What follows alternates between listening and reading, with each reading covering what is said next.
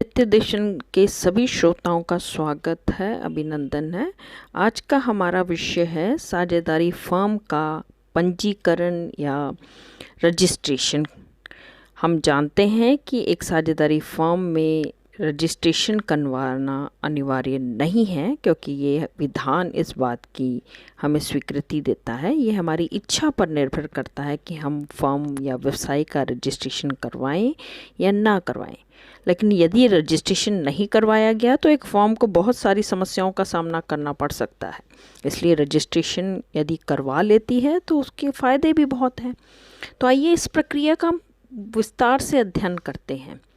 Firm के registration के लिए हर राज्य में एक रजिस्ट्रार ऑफिस है जो फर्म के रजिस्ट्रार के नाम से बना हुआ है।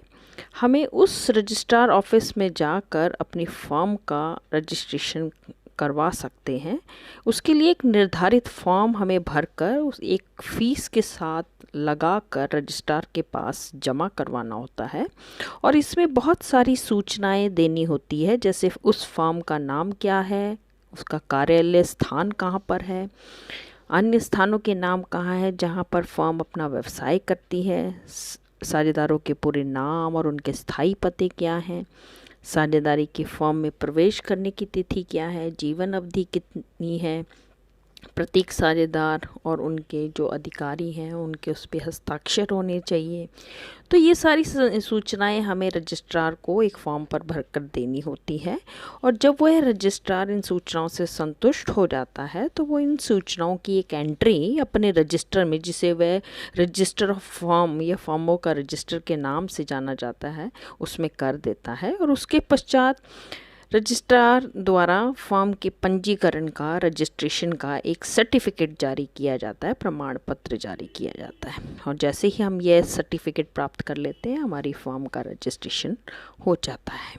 अब यदि फर्म का रजिस्ट्रेशन हो जाने के पश्चात कुछ उपरोक्त बातों में परिवर्तन कर लिए जाते हैं, जो हमने रजिस्ट्रार के पास सूचनाएं दी थी उनमें यदि परिवर्तन कर लेते हैं, जैसे हमने फर्म का नाम बदल दिया या उसका कार्यालय स्थान बदल दिया, हम कौन सा व्यवसाय कर रहे थे उसमें थोड़े से परिवर्तन कर दिए, साझेदारों ने अपने पते बदल लिए, स्थायी पते, या किसी स्थान पर व्यवसाय को बंद करके किसी और स्थान पर शुरू कर दिया, कोई नया साझेदार आ गया या कोई छोड़ कर चला गया या अवयस्क साझेदार वयस्क बन गया, इस तरह की कोई सूचना में यदि परिवर्तन होता है रजिस्ट्रेशन करवाने के पश्चात तो 14 दिन के भीतर भीतर हमें रजिस्ट्रार को इसकी सूचना देनी होगी।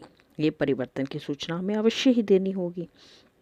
तो ये आवश्यक होता है कि रजिस्ट्रार को इस संबंध में सूचना दे दी जाए।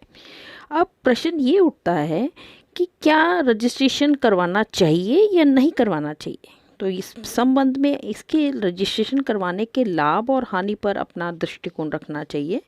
इसके लाभ क्या हो सकते हैं यदि हम रजिस्ट्रेशन करवाते हैं। फर्म को लाभ होता है कि फर्म अब दूसरे पक्षकार हैं, जो बाहर के पक्षकार हैं, उनके विरुद्ध न्यायालय में दावा कर सकती है। कोई भी साझेदार जो है अगर वो झगड़े में, विवाद में फंस जाता है तो वो एक दूसरे के ऊपर भी वाद विवाद प्रस्तुत कर सकते हैं। किसी साझेदार को यदि प्रवेश करना और उसके अधिकार किसी तरह से वंचित हो रहे हैं तो उस संबंध में भी न्यायालय में दावा किया जा सकता है। ऐसे ही अवकाश ग्रहण करने के संबंध में साझेदारों को दावे करने का अधिकार होता है, वो दावा करके अपने उत्तरदायित्वों से मुक्त भी हो सकते हैं।